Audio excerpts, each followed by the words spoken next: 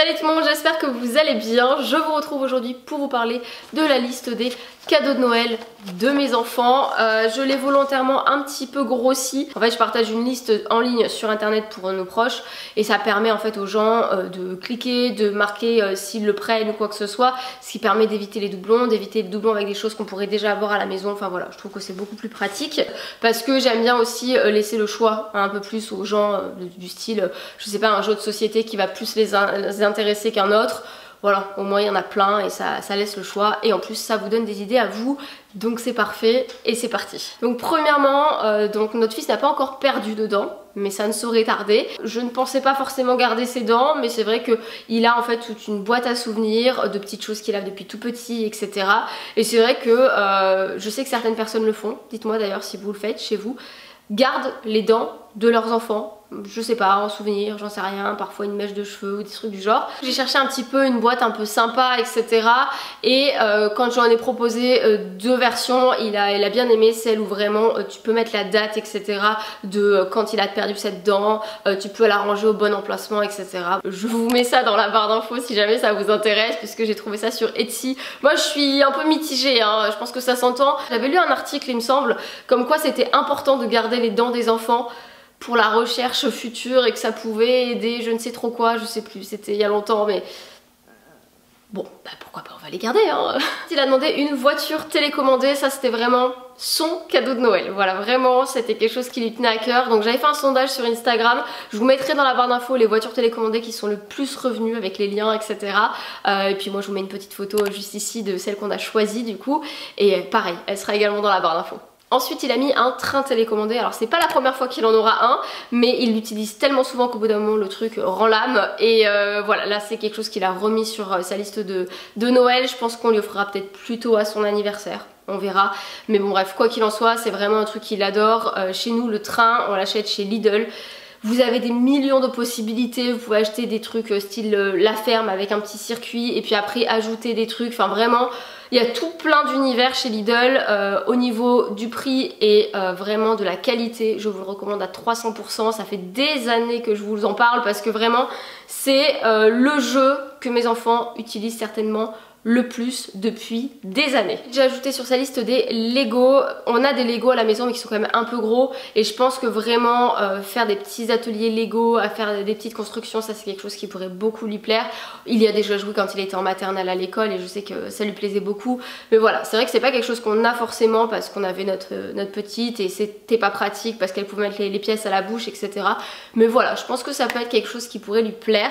J'en ai vu notamment aussi chez Action pour pas grand chose, une boîte remplie de je ne sais combien de Lego qui sont adaptables avec la vraie marque Lego. Donc voilà, je vous dis ça parce que ça peut être une idée. Ensuite il a commandé un circuit de billes, c'était pas quelque chose que je connaissais mais en fait il a commencé à jouer aux billes pendant la cour de récré avec ses copains et quand on a commencé à feuilleter un petit peu les catalogues de jouets il a trouvé ça et je trouvais que c'était une bonne idée parce que ça permet vraiment de construire des choses, de réfléchir à comment la bille va passer, etc., le chemin qu'elle prendra. Je vous mettrai évidemment dans la barre d'infos celui que j'ai trouvé sur internet parce que voilà, il y en a plein évidemment, comme chaque truc t'as des millions d'offres et voilà, je pense que celui-ci sera pas mal. Ensuite on a créé une espèce de petite cagnotte pour son futur vélo. Généralement on les achète de seconde main, il y en a plein sur le bon coin, donc vraiment même à Decathlon, moi j'ai acheté mon vélo en seconde main à Decathlon et c'était très bien parce qu'au moins ils vous font la révision, etc. Mais ouais voilà, moi je trouve que c'est très bien d'acheter un vélo de seconde main et du coup on a fait une espèce de petite cagnotte parce que c'est vrai que là notre fils a bien grandi et il aurait grandement besoin de changer de vélo. Ensuite il a demandé des espèces de petites figurines militaires, des avions militaires, enfin plein de petites choses comme ça, sauf que quand j'ai commencé à regarder déjà d'une ça coûte un bras pour pas grand chose je trouve, et les avions ils font à peu près cette taille. Et clairement non, c'est pas possible. Donc voilà, je pense que je vais regarder un petit peu sur Vinted à l'occasion et je regarderai si je trouve pas des petits personnages, des choses comme ça. Mais c'est vrai que le personnage de cette taille, l'avion comme ça et tout, j'ai un peu du mal. Donc je regarderai si je trouve pas des petites choses à l'avenir. Ensuite sur sa liste il a mis des cages de foot, ça c'est vraiment un cadeau commun j'ai envie de dire avec son papa parce que généralement ils jouent beaucoup tous les deux dans le jardin et ça leur évitera de mettre une chaussure d'un côté et de l'autre et ils auront des vraies petites cages de foot pour jouer, donc voilà, ça je pense que ça peut être une très très bonne idée. Et pour finir la liste de mon fils, je lui ai pris un jeu de chez Smart Games. Alors si vous ne connaissez pas, je vous invite vraiment à vous renseigner sur cette marque parce que c'est vraiment des petits jeux qui se jouent généralement en solo et qui vont être des jeux de réflexion, ça va permettre de vraiment réfléchir à une solution. Il y a énormément de sortes de jeux, là je lui ai pris un jeu avec des noisettes et des petits écureuils, il faut faire tomber les noisettes dans les trous et voilà, réfléchir à la bonne combinaison pour y parvenir. Il avait déjà un jeu auquel ma fille commençait à jouer avec des camions. Il est vraiment très très bien aussi, il faut en fait mettre des formes géométriques dans les camions pour que ça rentre d'une certaine manière, etc. C'est vraiment des jeux de logique mais qui permettent de faire travailler un petit peu le cerveau, ça permet aussi la concentration, ça permet aussi d'apprendre un peu plus la patience, etc. Je trouve que c'est vraiment des bons jeux. Je passe maintenant à la liste de ma fille et je lui ai également mis un jeu de chez Smart Games. Alors moi je ne le connais pas personnellement mais mon fils l'avait à l'école l'année dernière et il m'a dit qu'il était très bien. Donc j'avais hésité entre un jeu avec un petit chaperon rouge et un jeu avec les 3 petits cochons et il m'a dit non, pour elle ce sera mieux les 3 petits cochons je pense. Donc voilà, je vous les mets aussi dans la barre d'infos mais c'est pareil, c'est toujours des jeux où tu joues en solo qui vont être des jeux de réflexion, etc. Et bref, j'aime beaucoup cette marque. Ensuite on a mis la Looney sur la liste de notre fille puisqu'elle commence à prendre celle de son frère de plus en plus souvent. Pour nous c'est un énorme indispensable la Looney, ça fait des années que notre fils l'a et vraiment on ne s'en lasse pas, que ce soit pour les temps calmes, les longs trajets, enfin bref. Voilà, si vous ne connaissez pas, c'est une boîte à histoires, vous allez acheter après sur internet des histoires et votre enfant va pouvoir aussi choisir son personnage, choisir pas mal de choses et pouvoir combiner certaines histoires. Moi je sais que mon fils il a appris énormément de choses via la Looney. En plus de ça, depuis quelques temps vous pouvez enregistrer vos propres histoires et pour nous c'est un indispensable quand leur papa part. Ils peuvent avoir encore l'histoire de leur papa et tout, enfin je trouve que c'est génial. Je ne vais pas encore dire à quel point j'aime cette petite boîte mais vraiment si vous hésitez entre plusieurs boîtes à histoires, je vous conseille fortement celle-ci. Qui plus est, c'était aussi important qu'ils commencent à avoir chacun la leur parce que notre fils grandit et il écoute plus forcément les mêmes histoires que sa sœur et vice versa en fait. Les histoires de son frère vont pas forcément l'intéresser. Donc du coup on s'est dit que c'était pas mal d'en prendre une deuxième pour vraiment dissocier les deux univers. En rapport avec la Looney, je lui ai également fait mettre son petit casque audio. Notre fils a le même, alors c'est pas quelque chose qu'ils vont utiliser au quotidien mais c'est vrai que quand on se retrouve dans un aéroport par exemple ou dans un avion, ça leur permet d'écouter leurs histoires sans déranger un petit peu les gens autour. En même temps c'est un casque qui est adapté déjà à la tête de l'enfant et en même temps le bruit ne peut pas être trop fort, etc. Donc je trouve que c'était important. Voilà, notre fils a le sien depuis des années, il fonctionne très bien et donc du coup on a mis le même pour notre fille.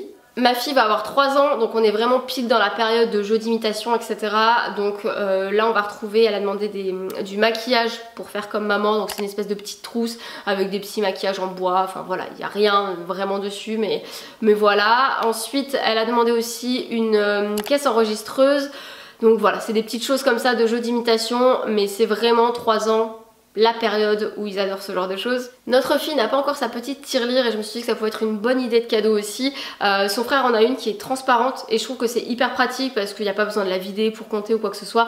On arrive quand même à avoir un visuel, à se dire ok, il y a tel et tel billet à l'intérieur ou telle et telle pièce et voilà, pour compter visuellement c'est quand même plus simple. Je cherchais un petit peu le même style du coup pour ma fille et j'ai trouvé du coup un vendeur, un petit créateur sur Etsy.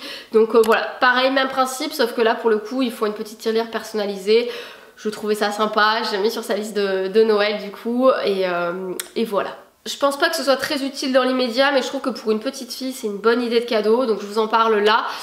C'est une petite boîte à musique mais qui fait également petite boîte de rangement. Je trouve que c'est bien ça, même les petites boîtes à musique, je crois que c'est la marque Jeco qui fait ça avec des petits bonhommes, on tourne et les petits bonhommes dansent. C'est pas un truc voilà, avec lesquels ils vont jouer pendant 1000 ans mais je trouve que c'est une bonne idée. Ça permet aussi de faire un petit temps calme pour les enfants, d'observer les petits personnages qui bougent, pour les petites filles d'avoir leur boîte à musique mais également de rangement à bijoux, barrettes, etc.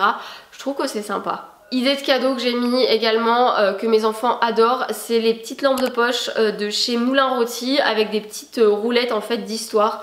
Ça typiquement ça change des histoires du soir, mes enfants aiment beaucoup ça et j'en ai mis une sur sa liste parce qu'en fait il s'avère qu'il y a une lampe à histoire avec le doudou de ma fille et donc du coup je me suis dit que ben voilà, l'idée était sympa aussi. Un truc que ma fille a mis sur sa liste, c'est la petite Sylvanian Family. Je me suis un petit peu renseignée sur le truc et je trouve ça très cher pour si peu, voilà, parce que au final quand j'ai vu ça je me suis dit ah quand même c'est un petit budget quoi, 35 €, une petite famille de lapins avec sa petite voiture, bon. Et en fait il s'avère que c'est encore plus cher que ça parce que je crois que 35 € c'est juste la petite voiture en plastique sans la famille de lapins. Du coup j'ai commencé à regarder un petit peu en seconde main et il s'avère que c'est tout aussi cher je trouve.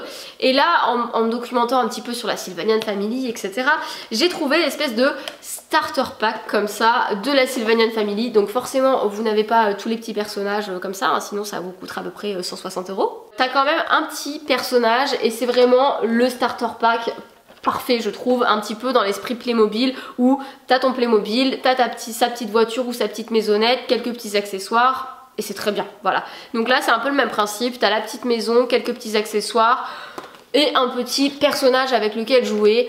Je trouve que c'est très bien pour le prix parce que ça coûte 12 € et quelques je crois celui-ci. Et pour finir sur la liste de ma fille, même si je pense que là ce cadeau vous sera pas forcément très utile, elle a fait mettre une petite peluche biche, voilà, fan, parce que son frère en a une et ça fait des mois qu'elle nous en parle et qu'elle aimerait bien avoir la même etc. Donc voilà, trouver une petite peluche qui soit similaire à celle de son frère, ça lui ferait beaucoup plaisir. Mais voilà, je pense que n'importe quelle peluche, dans tous les cas, ça peut potentiellement faire plaisir à un enfant. Et je vais terminer avec la catégorie cadeaux en commun, on va dire, jeux de société, etc. Première idée en commun, j'ai pensé à faire mettre des histoires sur leurs loonies respectives.